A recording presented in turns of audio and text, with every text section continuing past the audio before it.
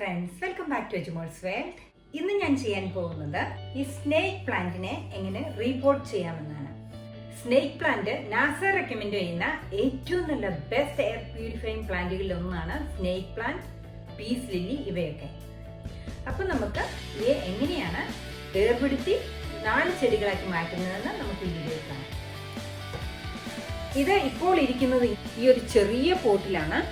അതുകൂടാതെ തന്നെ ഇതിനുള്ളില് പുതിയ തൈകൾ ഉണ്ടായി വരുന്നത് നമുക്ക് കാണാം. ഇതൊരു ചെറിയ തൈ, ഇവിടെ ഒരെണ്ണം, 2 ചെറിയ പുതിയ തൈകളാണ് ഇപ്പോൾ ഈ പ്ലാന്റിൽ ഉണ്ടായിരിക്കുന്നത്. ഇപ്പോൾ തന്നെ ഇതിന് ഉള്ളിലുള്ള വലിയ 4 തൈകൾക്ക് പോലും അഫോർഡ് ചെയ്യാൻ പറ്റാത്ത ടൈറ്റായിട്ടാണ് ഈ ചെടി ഇരിക്കുന്നത്. അപ്പം നമുക്ക് ഈ പോട്ടിൽ നിന്ന് ഇത് നമുക്ക് ഊരിയെടുക്കാം. പോരുന്നില്ല. അപ്പോൾ ഞാൻ ഈ ചെടി ഒരു 10 മിനിറ്റ് നേരം ഇതിനകത്ത് നന്നായി വെള്ളത്തിൽ സോക്ക് ചെയ്ത് വെച്ചു. ഇനി നമുക്ക് നോക്കാം ഇത് ഊരിപ്പോരുന്നുണ്ടോ എന്ന്. യെസ്, ഒന്ന് ഊരിപ്പോന്നു പെട്ടെന്ന് തന്നെ. ഇനി ഇത് നമ്മൾ സെപ്പറേറ്റ് ചെയ്തെടുക്കണം. നിങ്ങൾക്ക് കാണാവുന്നതാണ്, ഇതിൻ്റെ വേരൊക്കെ ഭയങ്കരമായിട്ട് റൂട്ട് ബൗണ്ട് ആയിട്ടിരിക്കുകയാണ്. ഇനി സ്പേസ് ഇല്ല, അതുകൊണ്ട് ഈ ചെടി മാറ്റി നട്ടേ മതിയാവും.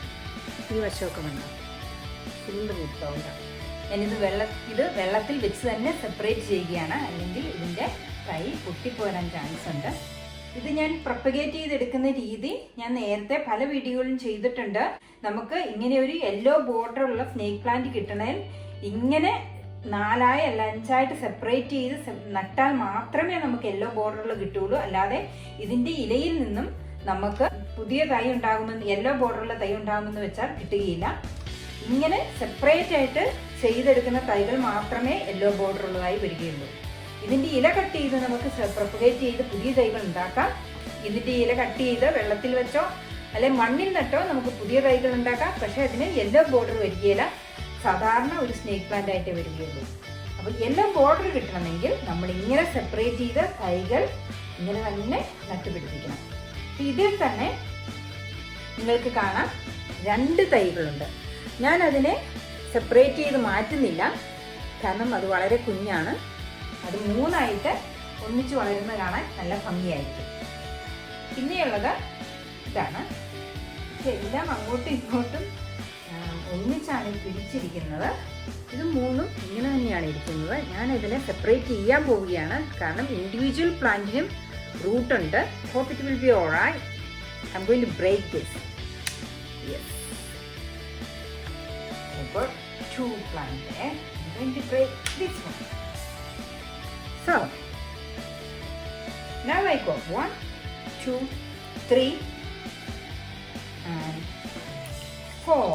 But 4th one 2 തൈകളോടെ ഉണ്ട്. അത് ഞാൻ സെപ്പറേറ്റ് ചെയ്യുന്നില്ല. സോ നമുക്ക് 4 ചെടിയാണ് ഞാൻ ഇതിൽ നിന്നുണ്ടാക്കാൻ പോകുന്നത്. അപ്പം നമുക്ക് വെയിറ്റ് ചെയ്ത് കാണാം.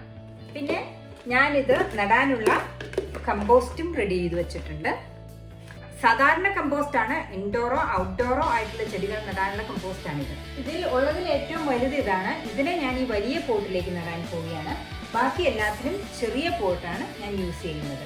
ഇതിന് തൈകളും കൂടി ഉള്ളത് കൊണ്ട് ഉള്ളതിൽ വലിയ പോട്ട് യൂസ് ചെയ്യുന്നത്.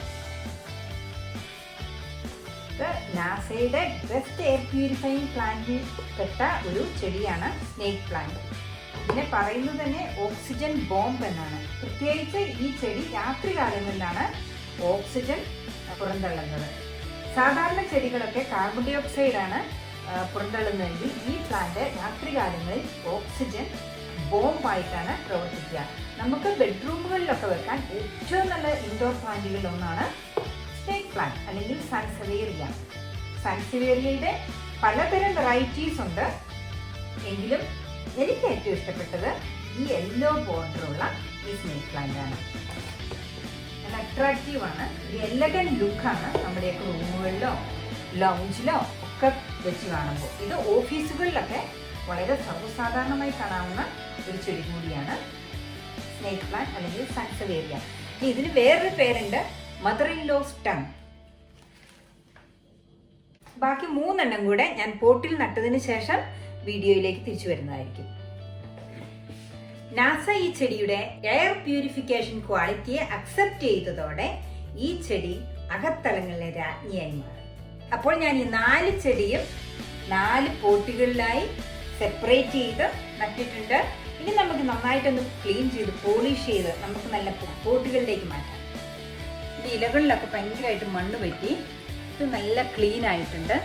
കാണാം അല്ലേ, ചെളി മണ്ണൊന്നുമില്ല. ഇനി നമുക്ക് നല്ലൊരു പ്ലാന്ററിലേക്ക് വെക്കാം. ഞാൻ ഈ പോട്ടിലേക്കാണ് വെച്ചിരിക്കുന്നത്. നല്ല ക്യൂട്ടല്ലേ, ഒരു കുഞ്ഞി ബോ ഞാനതിൽ ഫിക്സ് ചെയ്തിട്ടുണ്ട്.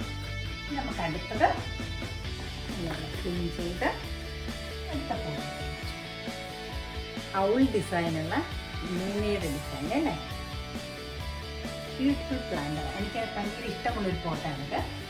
ഇനി അടുത്തത് ഇതിലധികം മണ്ണൊന്നുമില്ല, ഇച്ചിരി വെള്ളം. ഈ യെല്ലോ ഡിസൈൻ, ഈ ചെടിക്കും യെല്ലോ ഡിസൈൻ ഉണ്ട്, അതുപോലെ പോട്ടിനും യെല്ലോ ഡിസൈൻ. ഇതും ഭംഗിയില്ല കാണാൻ.